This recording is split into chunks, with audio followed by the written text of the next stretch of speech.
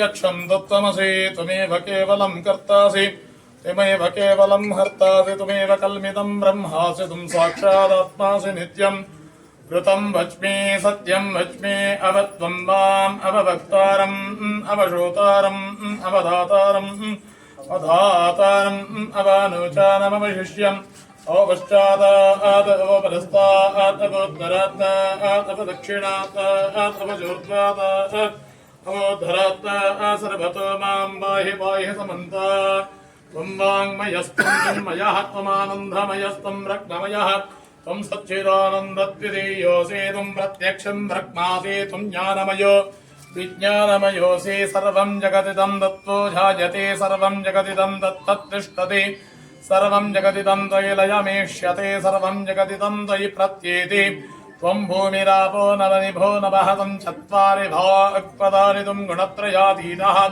त्वं देहत्रयातीतः त्वं कालत्रयातीतः त्वं मूलाधारे स्थितोऽसि नित्यं त्वं शक्तित्रयात्मकः त्वां योगिनो ध्यायन्ति नित्यं त्वं ब्रह्मा त्वं विष्णुस्त्वं रुद्रस्त्वमिन्द्रस्त्वमग्निस्त्वं वायुस्त्वं सूर्यस्त्वं चन्द्रमास्त्वं सकं हिता सन्धिः सैषा गणेश विद्या गणकर्षिः निजर्गायत्री छन्दः गणपतिर्देवता ॐ गङ्गणपतये नमः चतुर्हस्तं पाशमङ्कुशधारिणं पदं च वरदं हस्ते बिभ्राणं मूषकध्वजं रक्तं लम्भोदरं शूर्पकर्णकं रक्तवाससं रक्तगन्धानुलिप्ताङ्गं रक्तपुष्पैः सुपूजितं भक्तानुकम्पिनं देवं जगत्कारणमच्युतम् आविर्भूतं च शिष्टाध्यो प्रकृते पुरुषात् परम् एवं ध्यायति यो नित्यं स योगी योगिनां वरः नमो प्रातपतये नमो गणपतये नमः प्रमथपतये नमस्ते अस्तु लम्भोदराय ಏಕದಂತಾಯ ವಿಘ್ನ ವಿನಾಶಿನೇ ಶಿವಸುತಾಯ ಶ್ರೀ ವರದಮೂರ್ತಯೇ ನಮಃ. ಅವಸಾನದಲ್ಲಿ ಎಲ್ಲರೂ ಪ್ರಾರ್ಥಿಸಿಕೊಳ್ಳಬೇಕು.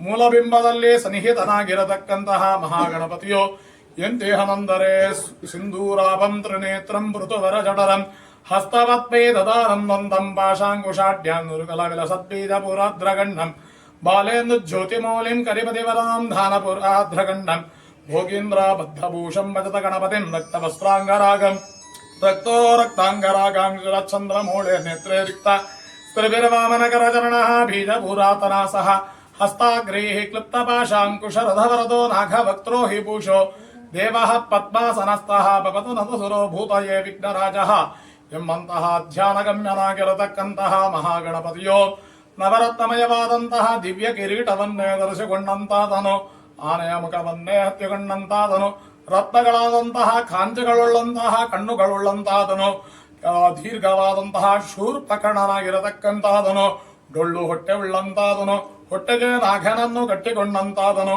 ನಾಲ್ಕು ಕೈಗಳಲ್ಲಿ ಪಾಶ ಅಂಕುಶಾದಂತ ಮೋದಕ ಮೊದಲಾದ ಆಯುಧಗಳನ್ನೇ ಧರಿಸಿಕೊಂಡಂತಹ ಗಣಪತಿಯು ಗ್ರಾಮ ರಾಷ್ಟ್ರ ದೇಶ ಶೋಭೆಗೆ ಬರತಕ್ಕಂತಹ ಯಾವುದೇ ರೀತಿಯ ಅನಿಷ್ಟ ಆಪತ್ತು ದುರಿತಗಳನ್ನು ಪರಿಹರಿಸಿಕೊಟ್ಟು ಆಧ್ಯಾತ್ಮಿಕ ಆದಿಭೌತಿಕ ಆದಿದೈವಿಕ ಎಂಬಂತಹ ತಾಪತ್ರಯಗಳನ್ನೇ ಪರಿಹರಿಸಿಕೊಟ್ಟು ಅವರವರ ಇಷ್ಟಾರ್ಥವನ್ನೇ ಅನುಗ್ರಹಿಸಬೇಕೆಂದು ಧ್ಯಾನಾವಸಾನದಲ್ಲಿ ಪುಷ್ಪಾಕ್ಷತ ಸಹಿತವಾಗಿ ಪ್ರಾರ್ಥಿಸಿಕೊಳ್ಳಬೇಕು.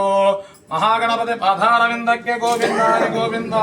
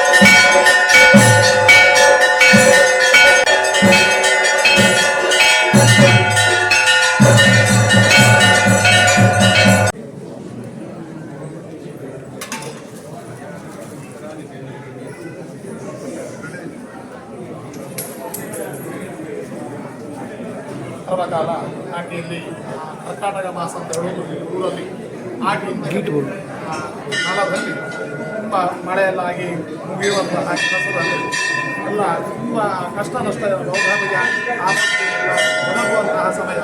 ಹೀಗೆ ವಿಘ್ನ ಪರಿಹಾರ ಶಾಸ್ತ್ರ ಇದೆ. ನಮ್ಮ ಕಾಲದಲ್ಲಿ ಮಹಾಗಣಪತಿ ದೇವರಿಗೆ ತುಂಬ ಬಗೆಯ ನೈವೇದ್ಯಗಳನ್ನೆಲ್ಲ ಹೇಳಿದ್ದಾರೆ. ಅವರಿಗೆ ಬಹಳ ನೈವೇದ್ಯ ಪ್ರಿಯ. ಕಟಾಹ ಅಪೂಪ ಅಂತ, ದೊಡ್ಡ ಪಾತ್ರಕ್ಕೆ ಕಟಾಹ ಅಂತ ಹೇಳೋದು. ಅದರಲ್ಲಿ ತುಂಬಿಸಿದಂಥ ಅಪೂಪ ದೇವರಿಗೆ ನೈವೇದ್ಯ ಮಾಡುತ್ತಿದೆ. ಕಟಾಹ ಅಪೂಪ ಸೇವೆಯನ್ನು ಮಾರ್ಗದರ್ಶನದಲ್ಲಿ ಭಕ್ತರ ಸಹಕಾರದಿಂದ ದೇವರ ಸನ್ನಿಧಾನದಲ್ಲಿ ನಡೆದಿದೆ. ದೇವರ ಅನುಗ್ರಹದಿಂದ ನಿಮಗೂ ಬೇಕಾದಂತಹ ಕ್ಷೇಮವನ್ನು, ಆರೋಗ್ಯ ಭಾಗ್ಯವನ್ನು, ಸತ್ಕೀರ್ತಿಯನ್ನು ದೇವರು ಕರುಣಿಸಿಕೊಡಲಿ. ಮಾಡುವಂತಹ ಪ್ರತಿ ವ್ಯವಹಾರದಲ್ಲಿ ಒಳ್ಳೆಯ ಗತಿಯನ್ನು ಕೊಡುವಂತಹ ಯೋಗ ಭಾಗ್ಯವನ್ನು, ದೇವರ ಸೇವೆಯನ್ನು ಭಕ್ತಿಯಿಂದ ಮಾಡುವಂತಹ ಯೋಗ ಭಾಗ್ಯಗಳನ್ನು ಕರುಣಿಸಿಕೊಳ್ಳಲು ಮಾಡಿ ನಡೆಸ್ತೀನಿ ಅಂತ ದೇವರಲ್ಲಿ ಪ್ರಾರ್ಥನೆ.